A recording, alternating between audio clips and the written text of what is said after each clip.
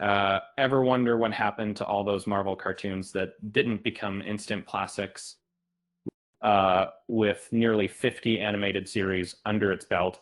It's easy for a few to get lost in the shuffle. While we all know Spider-Man, X-Men, and the more recent hits, there's a whole universe of forgotten adventures waiting to be rediscovered. Uh, let's dive into some of Marvel's most obscure animated series and see what makes them unique and why they faded into obscurity. Back in 1966, Marvel ventured into animation with the motors. This wasn't exactly smooth animation, think limited movement and static characters, but it was a brave first step directly translating comic panels to the screen. Uh, it was more like a moving comic strip than a traditional cartoon, but it captured the spirit of the early Marvel universe. Fast forward to 1978, and this series had a unique challenge: the rights to the Human Torch. Um, to solve this, they introduced Here, a robot with a surprising amount of gadgets and personality. Herbie bot, Herbie even stuck around in other Marvel media, proving that sometimes a creative workaround can lead to a lasting character. In 1979, things got really strange with a C.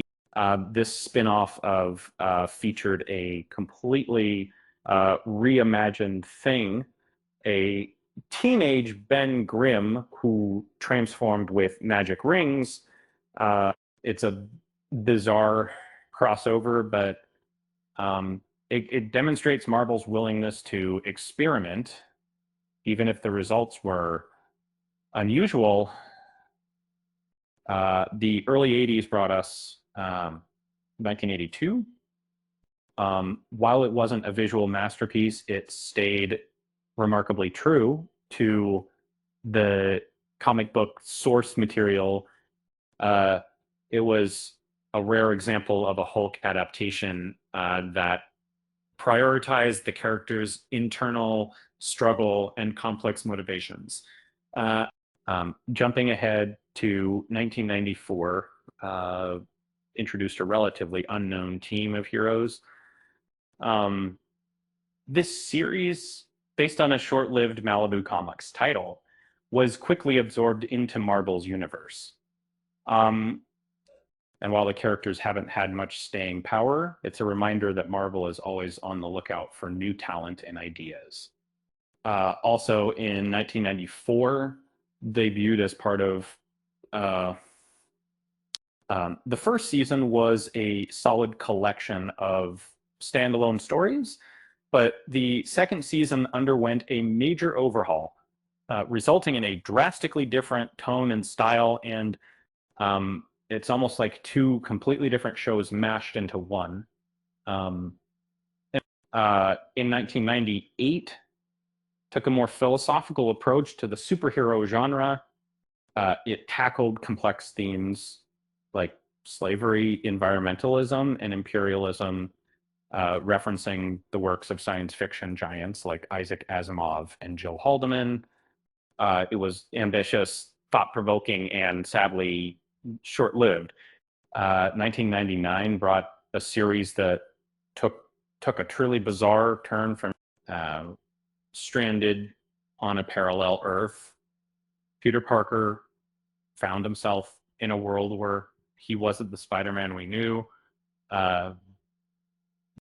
it was a bold concept, but complicated rights issues and a cliffhanger ending left fans wanting more. In 2006, attempted to modernize the classic team with strong animation and impressive visuals. It unfortunately lacked the storytelling punch of the comic books. It was a visually appealing series that ultimately failed to capture the heart of the Fantastic Four. And finally, in 2013, presented a reality show within a show concept. And, it followed Hulk and his team as they tackled threats, um, all while being filmed by a documentary crew.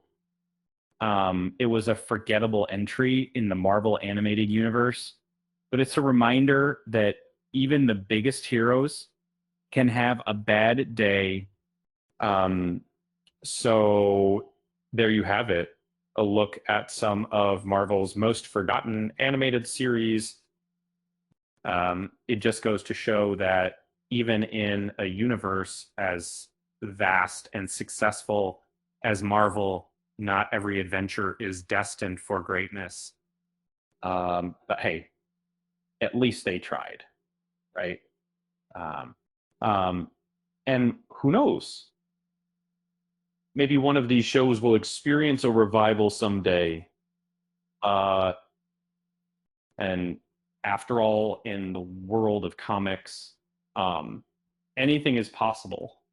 And with that said, thanks for watching, and until next time.